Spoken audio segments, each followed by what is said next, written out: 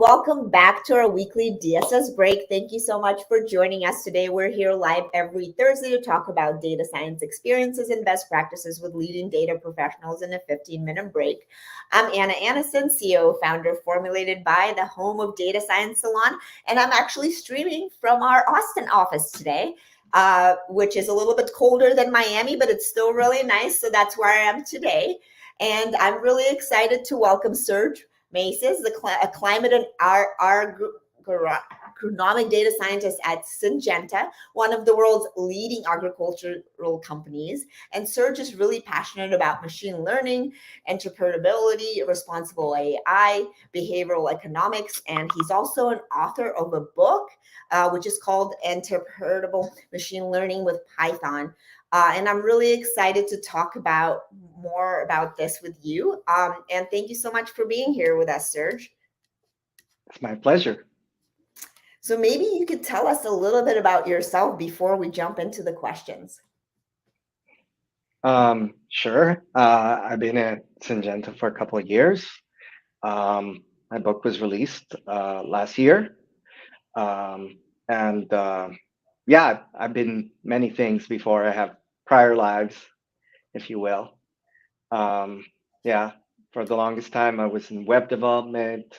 I also did 3D animation and modeling. I once owned a bubble tea shop, just a bunch of different things. Cool. Well, I know you've worn many different hats in the past few years, as you said.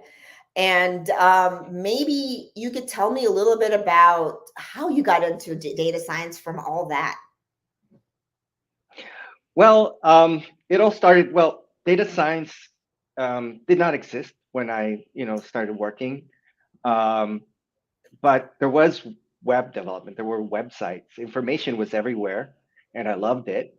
And it's like something that connected every business, an online presence connected everything, networks connected everything. And as data became easier to store, to share, and transform and analyze, obviously I started to get more interested in that side, because I love building things, but that wasn't my passion as much as analyzing the data coming out of those things that we would build. So whatever the product is I was working on, I was more interested in how are the users engaging with it, how are they driving revenue to the business, and what can we learn to improve it. So it was that part of the equation I was most interested in. So even though I led a team of web developers, my interest and also my capabilities started to be more on the data side. So like a lot of times, like the marketing manager would come up to me and tell me, hey, can you generate a report that connects these different data sources? I'm interested to see what's going on with this. Or, ask me to do some ETL, some extract, transform, and load on different data sources and connect them, because they wanted to do like a mass mailing campaign or something like that. So I got heavily involved in that, even though I wasn't technically a data scientist, at least the definition that is today, which I think is too narrow, actually. I started to do a lot of that stuff, and eventually I created a startup, and that startup got me connected to machine learning, because I needed machine learning for that solution. The startup was a search engine startup. It got incubated by Harvard for a few terms, 3 terms, and that was really cool because I learned a lot of other things. But yeah, I also, by myself, I kind of started to learn a lot of the ins and outs of machine learning. So that's how I started to get in the field. Eventually, I got a master's in data science, just to kind of, like fill in a few gaps here and there. And right. Yeah, here I am. Cool. No, that's a really cool story. I mean, I think you kind of just fell into it, right? So you're currently working as a data scientist at Syngenta. And what do you do as your role as a climate and agronomic data scientist? I totally messed that up the first time. But Yeah. That trips a lot of people up, because they don't, it's not a term you use a lot, agronomic. I've heard people say astrologic or something Astro- else because astronomic. yeah, Yeah, it's not a term that's used often, but it just relates to agronomy, to agriculture. Therefore, it's just what I do day by day is digital and precision agronomy. So there's this new field. Like for the longest time, large scale, at least large scale agriculture has been about a few things. They've been about fertilizers, about agrochemicals, about seeds, and these have been the things that have been driven agriculture to year after year increase yield. Um, um, and but the thing is that that model isn't as sustainable as was once thought. So now the way we're trying to increase yield is by actually making things more precise, right. making things and that relates to, okay, it's not more or less let's plant at the beginning of the spring, but plant on this day, apply product on this other day to this parts of your field, you know and then you know and so it's a very complex recipe that needs to be done to actually maximize things, because Right. and there's just so much in this, and a lot of it also has to do with climate change, and so because the climate patterns of today aren't as reliable as they were 50 years ago. So we have to cope with that as well. So a lot of what I do has to do with that digital side, of we have applications at Syngenta that inform farmers on everything that's going on in their field, and how to and also prescribes things they can do with that field to improve. So that's the part I work in. That's really interesting, and I'm sure a lot of people didn't realize that, how much really work went into agriculture, right? Um, Yeah. but I think no, that's really good. Thank you for sharing that. And now maybe we could talk a little bit about your book, and it's about interpretable machine learning with Python. So you're a Python fan. And what is the main challenge when it comes to building fair and more reliable machine learning models? I mean, I'm sure there's a lot of challenges, but maybe you could talk about some of the top things that you mentioned in your book. Okay. There's a lot of challenges. I mean, of course, there's the technical challenge of learning the methods and all that stuff. But someone that reads my book and that knows Python will get a head start in that area. But beyond that, there's other more complex challenges that interact. Like there's definitions, for instance. There's a lot of unresolved ethical questions. What constitute fair, for instance, and they can vary from case to case, Right. because what's fair in one scenario might not be fair in a different scenario.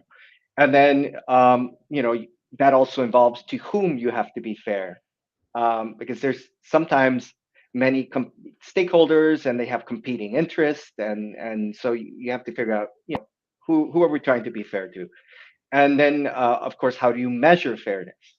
Right. It's really complex to come up with the right metric to determine fairness, and then reasonable thresholds to define as this is acceptable.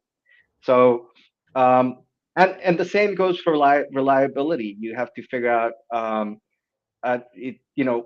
do you define failure? What is an acceptable level of failure? And they also relate to the gravity of a failure, because not one, like you could say, like in terms of, if you have a model that's classifying something, if it does one kind of misclassification, that could be terrible for a business, terrible for the reputation. So that must be weighted accordingly. So what Right. weight do you give that? So not all failures are the same. So there's a gravity, there's a frequency, there's a scope, there's a whole bunch of things that you have to relate to that, and how do you measure it? And also, what thresholds should you establish? So that's like the first part of that. And then there's also like what I call the engineering mindset. Like Mhm. we want to build things, and we're going to build things that work and last at it. But most importantly, they're trustworthy.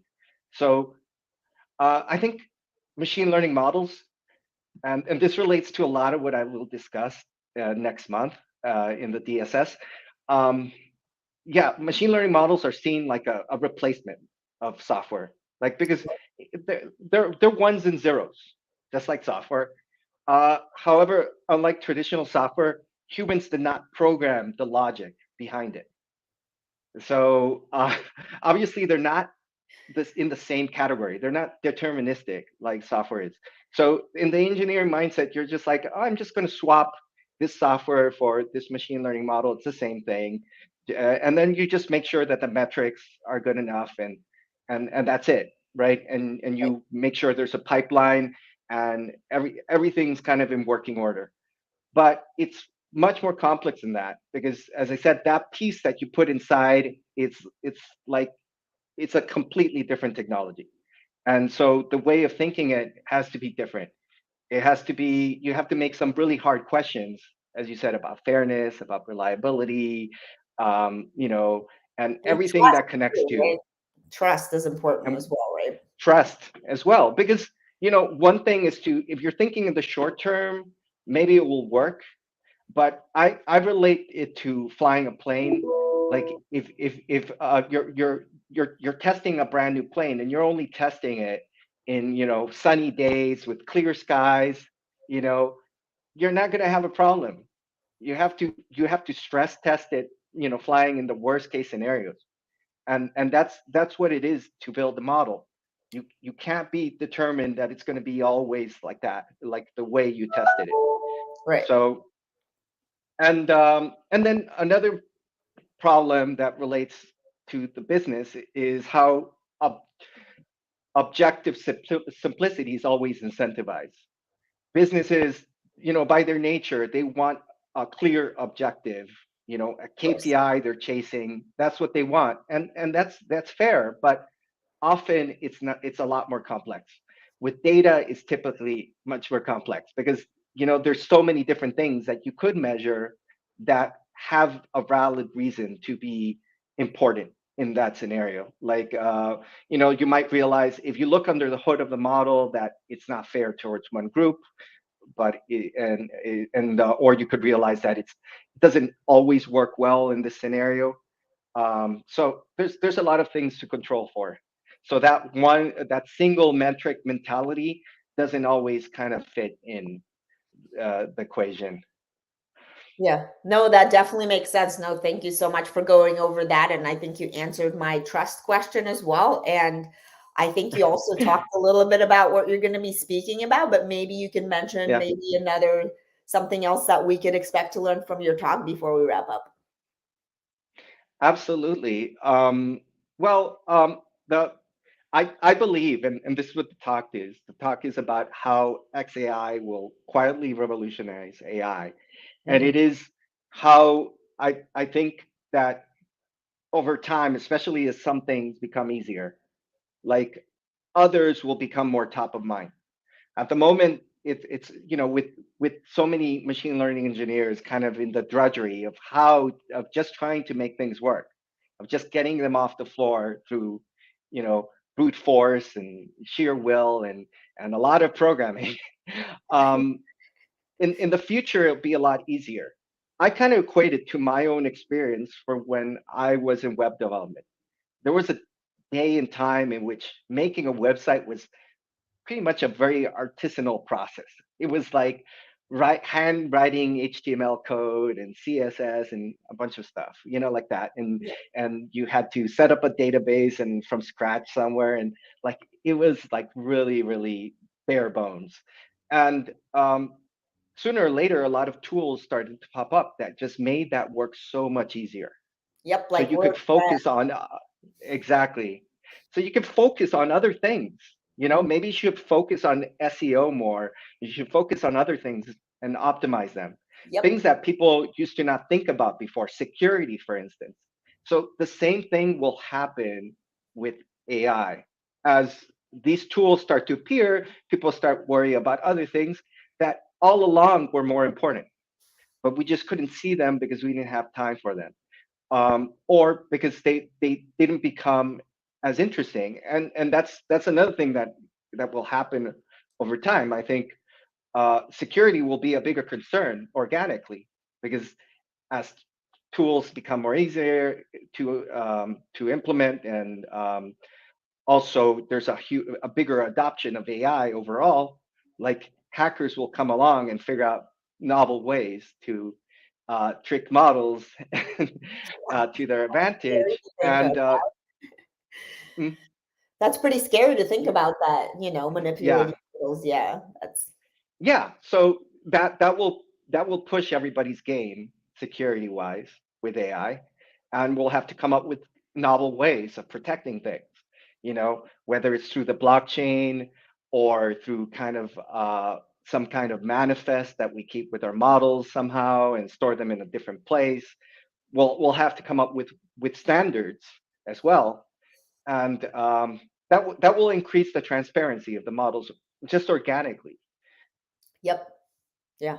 No, that makes a lot of sense, and it sounds like we still have a lot of work to be done too. The Yeah. industry still has a lot of growth, which is really exciting, you know. Um, Yes, absolutely. so, well, thank you so much for joining us, Serge, and for sharing your background and insights. I'm sure we could continue the conversation, but I want you guys to check out Serge's talk on April 20th at the DSS at their next Data Science Salon virtual. So make sure to register, and then you can continue the conversation with him there as well. So, and thank you so much. And I hope all of you have a great weekend, Serge. It was really a pleasure to chat with you today. Likewise. All right. Bye, guys.